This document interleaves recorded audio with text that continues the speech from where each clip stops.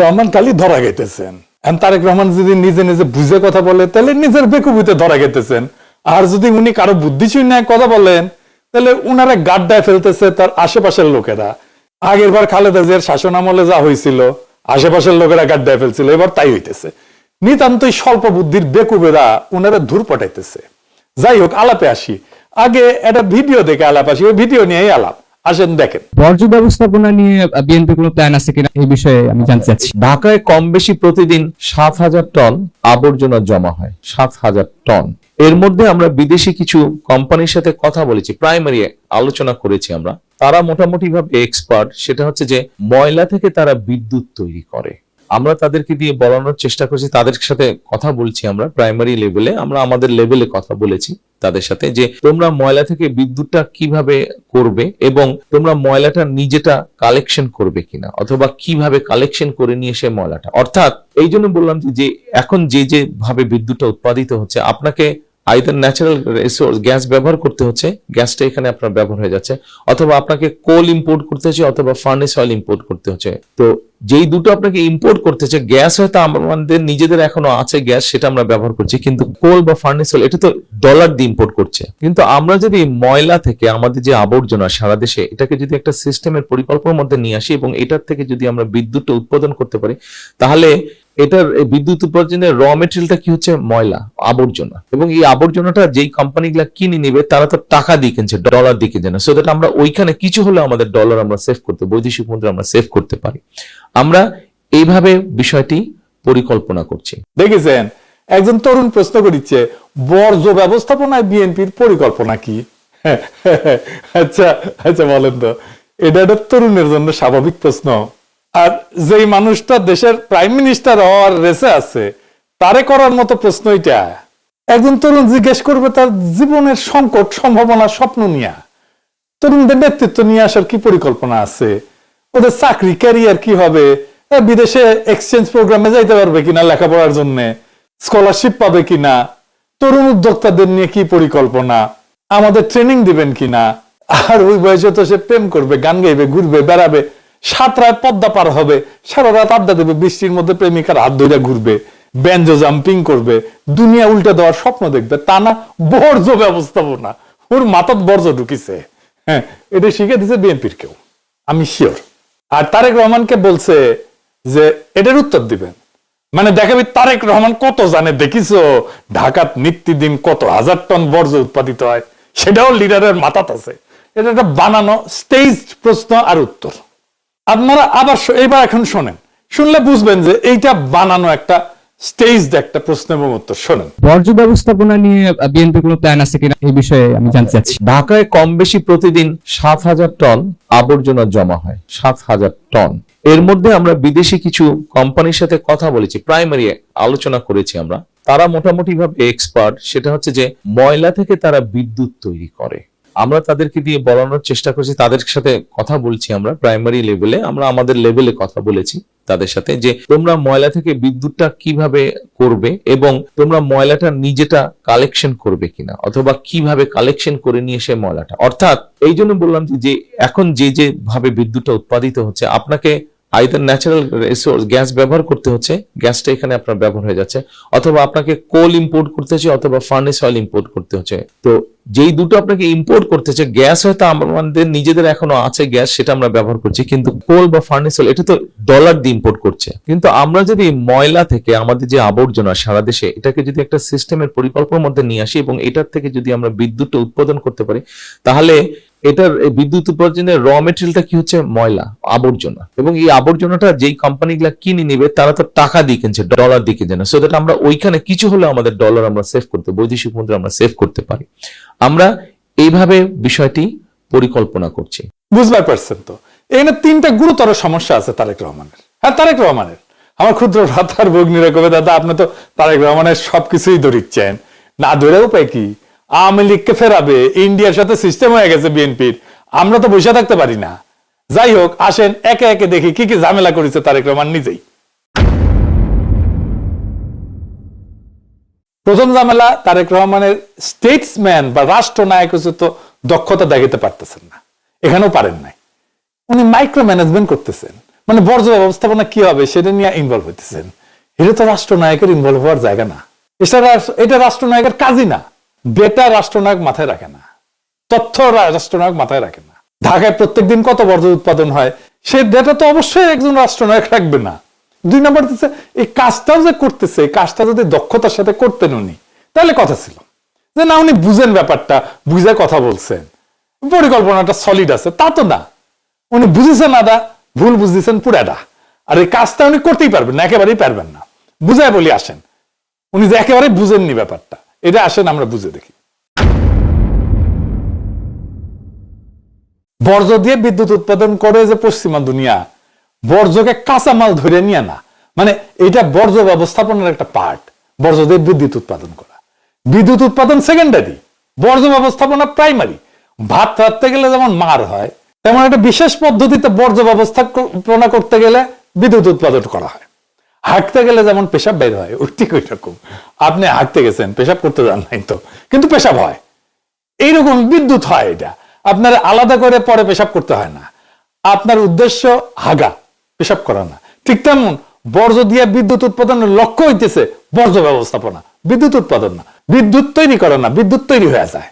তারেক রহমান বলতেছেন কয়লা, furnace oil যেমন বিদ্যুৎ বানানোর কাঁচামাল, তেমন কাঁচামাল বর্জ্য না, একেবারেই না। বর্জ্য দিয়ে বিদ্যুৎ উৎপাদন করতে গেলে যে কারখানা লাগবে তার খরচা অনেক বেশি। কত বেশি আমরা দেখব। বর্জ্য থেকে বিদ্যুৎ উৎপাদনের খরচাও কয়লার 2 গুণ, গ্যাসের প্রায় 3 গুণ, সৌর বিদ্যুতের 4 গুণ। 1 মেগাওয়াটের কারখানায় যদি বর্জ্য থেকে বিদ্যুৎ করতে হয় তাহলে $10 মিলিয়ন লাগে।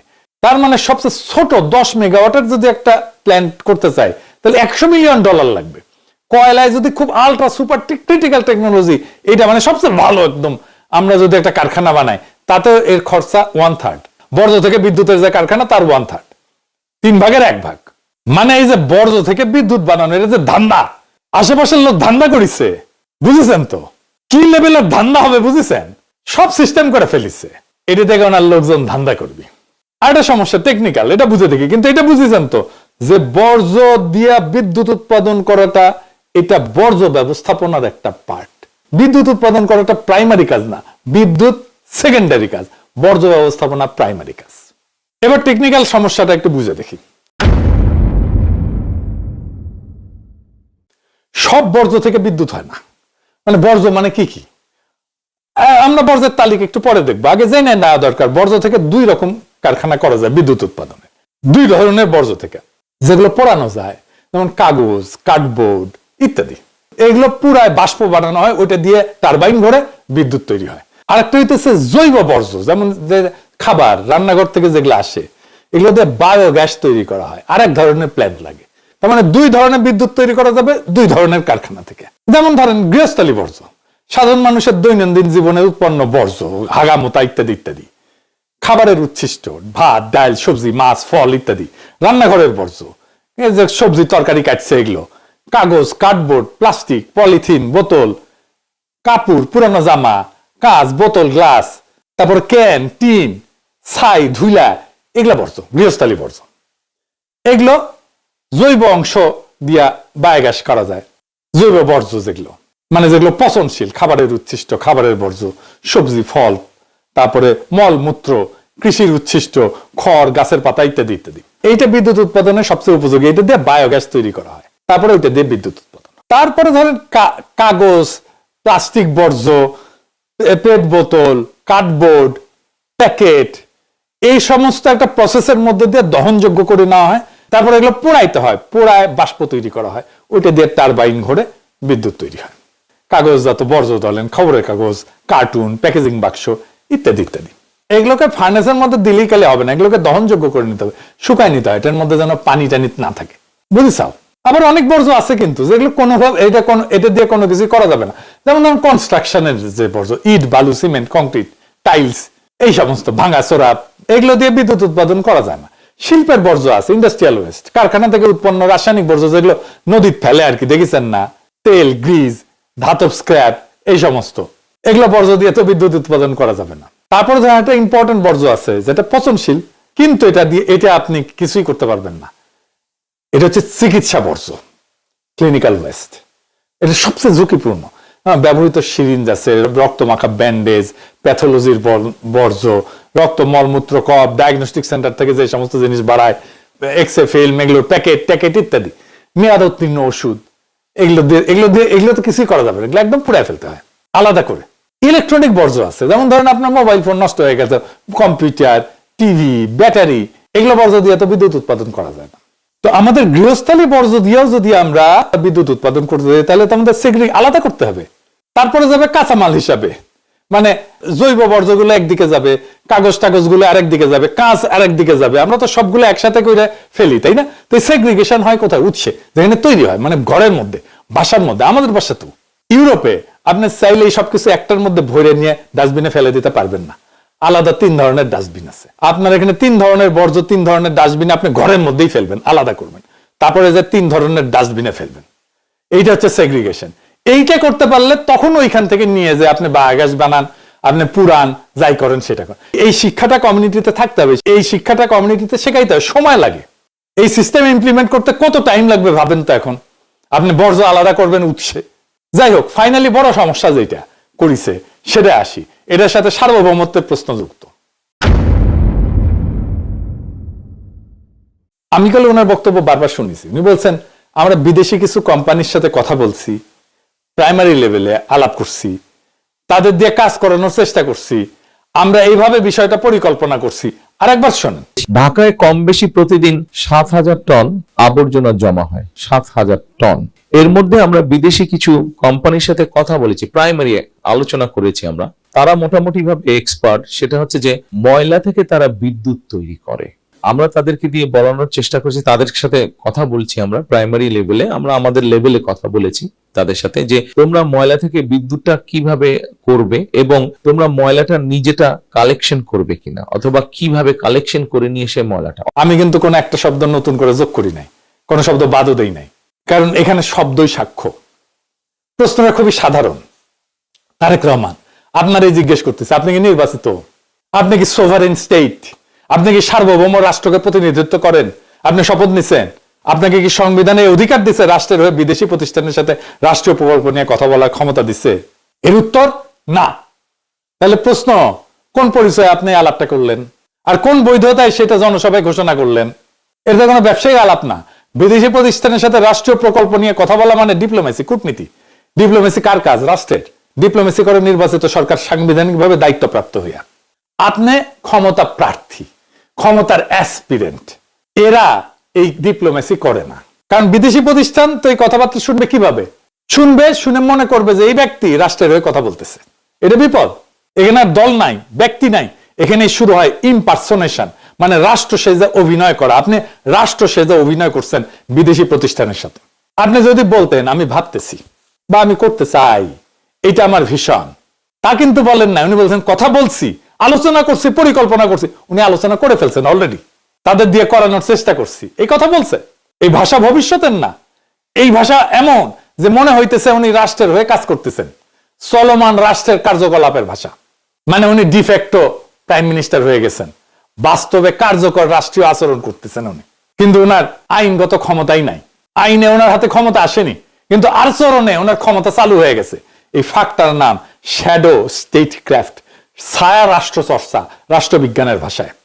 আইনগত ক্ষমতা ছাড়া ক্ষমতার বাস্তব প্রয়োগ, আপনি এটাই করতেছেন। আর এইটার রাস্তা খুলে দিয়েছে প্রফেসর ইউনূস, এই আর্মি টার্মি এইরকম প্রোটেকশন দিয়ে, রাষ্ট্রীয় প্রোটোকল দিয়ে ওনারা এই কাজটা করে দিয়েছে। এই প্রশ্ন তো শুধু আইনগত না, এটা গণতান্ত্রিক। এই কথাবার্তা কারা জানলো? কিছু বিদেশি কোম্পানি যাদেরকে পছন্দ করে বা যাদের সাথে তার লোকদের, বিএনপির লোকদের গুটু আছে, তারা জানলো ভবিষ্যতে কোথায় ধান্দা করা যাবে। কিন্তু সংসদ জানলো না, নাগরিক জানলো না, ব্যুরোক্রেসি জানলো না, রাষ্ট্রের ইনস্টিটিউট জানলো না। এটা তো পরিকল্পনা মন্ত্রণালয় ছাড় দিবে না, দিবে না তো। পরিবেশ মন্ত্রণালয় ছাড় দিবে না তো। এগুলো সবগুলো চাল লাগবে। অর্থ মন্ত্রণালয় ছাড় দিবে না। কারণ আপনি বেশি খরচা কইরা বিদ্যুৎ বানাইতেছেন, এটা তো এফিসিয়েন্ট না। অর্থ মন্ত্রণালয় কেন ছাড় দেবে? টাকা দেবে কেন? বাংলাদেশের নাগরিক তার ট্যাক্সের পয়সা কেন দেবে? আমাকে বুঝান। 3 গুণ বেশি দাম দিয়ে বিদ্যুৎ বানানোর জন্য বাংলাদেশের মানুষ তার ট্যাক্সের পয়সা কেন দেবে? আপনার দলের লোককে ধান্দা করার জন্য? সংসদীয় কমিটি থাকবে না, ওখানে বিরোধী দলের লোক থাকবে না, ওটা ক্যাক করে ধরবে। আর আপনি বিদেশি প্রতিষ্ঠানের সাথে আলাপ করা শুরু করে দিচ্ছেন। বাহ বাহ বাহ বাহ, এখন কইতে পারেন এটা তো ভালো উদ্দেশ্যে করা হয়েছে। গণতন্ত্র উদ্দেশ্য দিয়ে চলে না, গণতন্ত্র চলে সীমা দিয়ে, বৈধতা দিয়ে। ভালো উদ্দেশ্য দিয়ে রাষ্ট্রের সীমা ভাঙা যায় না, কর্তৃত্বের সীমা ভাঙা যায় না, নতুন কর্তৃত্ব তৈরি করা যায় না। কর্তৃত্ব তৈরি হবে, শপথ করেন, জিতে আসেন, যদি জিতে আসতে পারেন তারপরে করেন। ইতিহাসে কোথাও কোথাও নির্বাচনের আগে এরকম যোগাযোগ হয়েছে, আর ইতিহাসে সেই ঘটনাগুলোকে কি নাম দিছে জানেন? এগুলো অবৈধ, অনৈতিক, বিপজ্জনক, রাষ্ট্রীয় সীমা লঙ্ঘন। আজও সেগুলো পড়ানো হয় নেগেটিভ প্রেসিডেন্স হিসাবে বা নেতিবাচক দৃষ্টান্ত হিসাবে রাষ্ট্রবিজ্ঞানে। দক্ষিণ ভিয়েতনামের সরকারের সাথে নিক্সন নির্বাচিত হওয়ার আগে এরকম একটা আকাম করেছিল দক্ষিণ ভিয়েতনামে। প্যারিসে তখন ভিয়েতনামের সাথে আমেরিকার একটা পিস টক হচ্ছিল, শান্তি আলোচনা হচ্ছিল। মানে তখন তাইলে শান্তি আলোচনা করে আমেরিকান সোলজার এমনি এমনি চলে আসতো সম্মানজনক ভাবে। এটাই ছিল অবজেক্টিভ। প্রেসিডেন্ট ছিল জনসন। প্রেসিডেন্ট জনসনের সঙ্গে দক্ষিণ ভিয়েতনামের আলাপ চলতেছে। তখন নিক্সন কিন্তু নির্বাচিত হয় নাই। সে দক্ষিণ ভিয়েতনামে কইছে যে পিস টক ভেঙে দাও, আমরা নির্বাচিত হয়ে আসলে আরো ভালো ডিল দিব তোমাদেরকে। পিস টক ভেঙে যায়। এর ফলেই কিন্তু আমেরিকার লজ্জাজনক পরাজয় হয় ভিয়েতনামে। এইটারে ইতিহাসে বলে প্রি ইলেকশন স্যাবোটাজ নিক্সন। এটা দিয়ে সার্চ দিয়ে দেখেন গুগলে। কিন্তু এই একটা জিনিস ইতিহাসে নাই, তারেক রহমান এটা ইতিহাসে নতুন করছে। নির্বাচনের আগে বিদেশি প্রতিষ্ঠানের সাথে রাষ্ট্রীয় প্রকল্প নিয়ে কথা বইলা সেটা প্রকাশ্য রাজনৈতিক বক্তৃতায় ঘোষণা করছে। তিনটা জিনিস একসাথে হয়েছে, প্রি ইলেকশন, ইলেকশনের আগে, ফরেন অ্যাক্টর, বিদেশি পক্ষ, পাবলিক ডিক্লারেশন, প্রকাশ্য ঘোষণা। এই তিনটার কম্বিনেশন গণতান্ত্রিক রাষ্ট্রে কখনো কোথাও ঘটে নাই, তারেক রহমান প্রথম করছে। আর এটা কোথাও ঘটে না, এটার কারণ খুবই পরিষ্কার। কারণ এটা করলে স্টেট পার্টির যে বাউন্ডারি, রাষ্ট্র এবং দলের যে সীমানা, এটা ভেঙে যায়। দল আর রাষ্ট্র আলাদা থাকে না। এখন আসি সবচেয়ে গভীর জায়গায়, রাষ্ট্র কি আসলে? রাষ্ট্র কোনো ব্যক্তির ভবিষ্যৎ স্বপ্ন না, রাষ্ট্র কোনো দলের আগাম সম্পত্তি না। রাষ্ট্র একটা প্রক্রিয়া, প্রসেস। রাষ্ট্র একটা ইনস্টিটিউশন। এই প্রক্রিয়ার ধাপ আছে। জনগণের ভোট প্রথমে, সাংবিধানিক দায়িত্ব তারপরে প্রাতিষ্ঠানিক সিদ্ধান্ত। তিনটা ধাপ আছে। এই তিনটার একটাও বাদ দিলে রাষ্ট্র থাকে না, থাকে ব্যক্তিগত শাসন। তারেক রহমান তার ব্যক্তির শাসন চাপাই দিতে চাইতেছে বাংলাদেশের উপরে। উনি ভোটের আগেই রাষ্ট্রের মতো কাজ করতে শুরু করছেন।